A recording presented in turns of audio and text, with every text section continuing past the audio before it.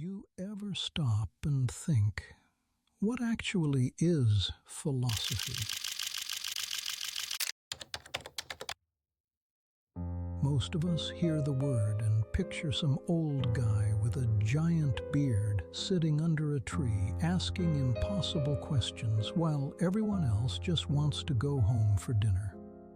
Or maybe you think of boring textbooks, endless debates that never end, and professors who love hearing themselves talk. But here's the twist. Philosophy isn't just about ancient dudes arguing. It's actually everywhere in your life. Every time you wonder if you're making the right choice, every time you question what's real, or even when you argue with a friend about who's really right, congratulations, you're doing philosophy. And here's why you should care. The question, what is philosophy, might sound abstract, but it's secretly one of the most important questions you can ask, because how you answer it will shape the way you think, the way you live, and even how you see the world itself. So stick around, because in the next few minutes, I'm going to show you why this boring subject might just change everything you thought you knew. A lot of people roll their eyes at philosophy. They think it's just mental gymnastics, pointless word games for people who have too much time on their hands. Others imagine endless debates that never go anywhere, like two people arguing for hours about whether the glass is half full or half empty. And honestly, sometimes that stereotype isn't completely wrong. But here's the thing. Philosophy is so much more than abstract arguments.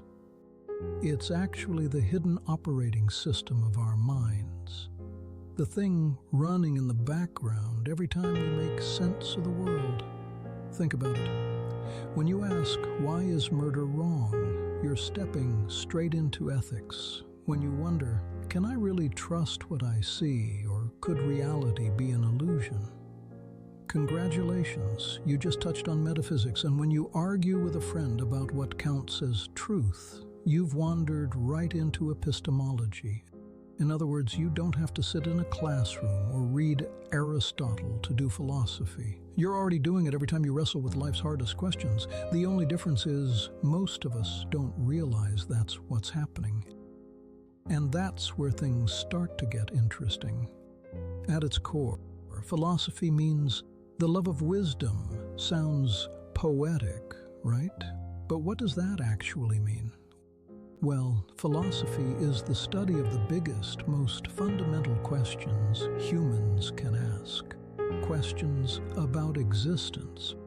Why are we here? About knowledge. What can we really know for sure? About values. What's right, what's wrong, and who gets to decide? About reason itself. How do we even think straight? And about meaning. Does life have one? Or are we making it up as we go? Now that might sound lofty, but let me bring it down to earth. Imagine your alarm goes off in the morning. You hit snooze. Did you actually choose that? Or was it just your brain following patterns you couldn't control? That's a free will debate, and it's pure philosophy. Or picture yourself daydreaming. If I had $1 million, would I finally be happy? That's not just fantasy. That's philosophy of happiness, an age-old question. And here's a fun one. When people argue about whether artificial intelligence has real consciousness, yep, that's philosophy too.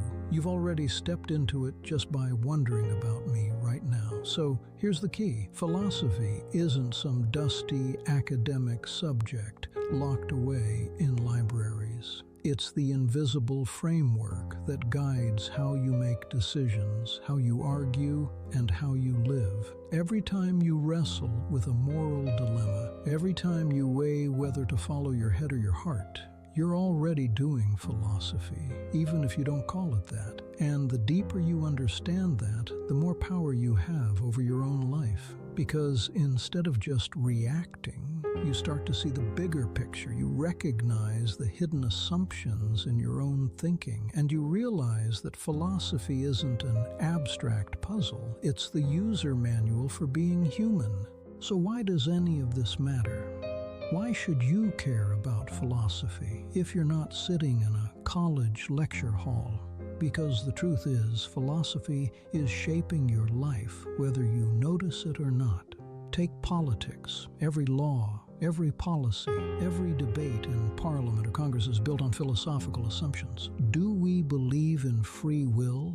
Then we hold people responsible for crimes. Do we value equality? Then we push for rights and protections. Even arguments about taxes or freedom of speech, they're not just politics, they're philosophy in action. Now think about science. We treat science as the ultimate authority on truth, but science itself came out of natural philosophy. The scientific method is a philosophical framework. It assumes the world is orderly, that observation matters, that logic can uncover reality. Without philosophy, science wouldn't even exist. It's the child of philosophy. And then there's your everyday life.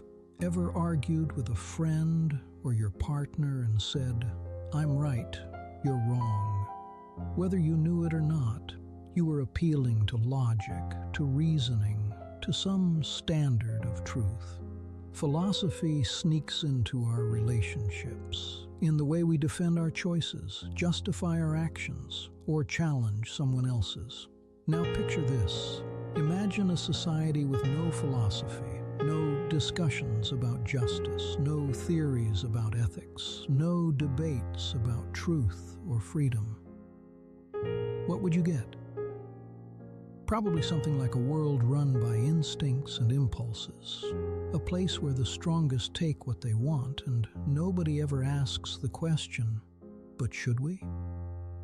In other words, we'd all just be sophisticated raccoons, scavenging, fighting, surviving, but never really thinking. That's why philosophy matters more than you think. It's not abstract. It's the foundation of human progress, the invisible thread connecting our laws, our science, our values, and even our late-night arguments.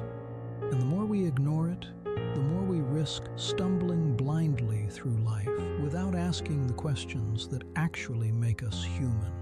Here's the twist. The question, what is philosophy, isn't just some classroom exercise. It's actually a philosophical question itself. The moment you ask it, you're already doing philosophy. You're reflecting on the nature of knowledge, on the boundaries of human thought, and on what counts as wisdom in the first place. And this is where it gets really interesting, because the way different thinkers have answered that question reveals completely different visions of life. Take Socrates, for example. For him, philosophy wasn't about reading books or collecting theories. It was a way of life. He believed the unexamined life wasn't worth living. In other words, if you're not asking questions, you're not really living. You're just existing. Fast forward a couple thousand years to Immanuel Kant. He saw philosophy as the groundwork for morality, the foundation for deciding what's right and wrong. For Kant, philosophy wasn't a hobby. It was the very structure of how humans could act freely and ethically in the world. Without philosophy, morality would collapse into personal opinion. And then there's Nietzsche. He didn't treat philosophy as a comforting guidebook. He saw it as a hammer to smash illusions, to challenge the lies we tell ourselves, to expose the shaky foundations of society's so-called truths. For Nietzsche, philosophy was dangerous, but in the best way. It was meant to wake us up. So when you ask, what is philosophy? You're not just hunting for a dictionary definition. You're choosing your approach to life. Do you see philosophy as daily practice, like Socrates, as a moral compass like Kant, or as a hammer to shatter illusions, like Nietzsche? Each answer leads you down a different path, shaping how you think about truth, reality, and even yourself. That's the power of the question. It's not about memorizing philosophers' names or repeating their ideas. It's about discovering how you see the world and how far you're willing to go in questioning it. Most people don't spend their free time cracking open a book of Kant's Critique of Pure Reason. Let's be real. If you had to choose between Netflix and Nietzsche, you'd probably click next episode. And honestly, who can blame you? Philosophy has a reputation for being abstract, slow, and, well, kind of intimidating. But here's the catch.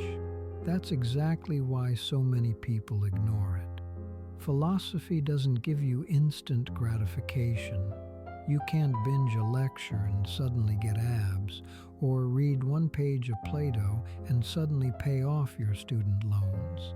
It doesn't produce quick, visible results, and in a world obsessed with speed, efficiency, and convenience, philosophy feels useless. Yet history tells a different story. The movements that shaped our world, democracy in Athens, human rights after the Enlightenment, even modern science, all trace back to philosophy. The questions that philosophers wrestled with centuries ago are the same ones that influenced revolutions, shaped constitutions, and inspired social change. Without philosophy, we don't just lose ideas, we lose progress. And here's the irony. Even when people say philosophy is pointless, they're already taking a philosophical stance. They've just never stopped to examine it. So while most people ignore philosophy because it feels disconnected from daily life, the truth is, it's silently shaping everything around us, from the laws we follow to the technology we use to the values we fight for. So maybe the real question isn't why do people ignore philosophy, but what are we missing out on when we do? So here's the truth. Philosophy isn't just something you study, it's something you live. Whether you admit it or not, you already carry a philosophy inside you. The only question is, did you choose it, or did it choose you? Because at the end of the day, philosophy isn't about memorizing old answers. It's about having the courage to ask the hardest questions, the ones that shake you, the ones that force you to see yourself and the world differently. So if you take nothing else from this video, take this. The most important question you've ignored isn't what should I do tomorrow or what's the meaning of success. It's the one we've been chasing all along. What is philosophy?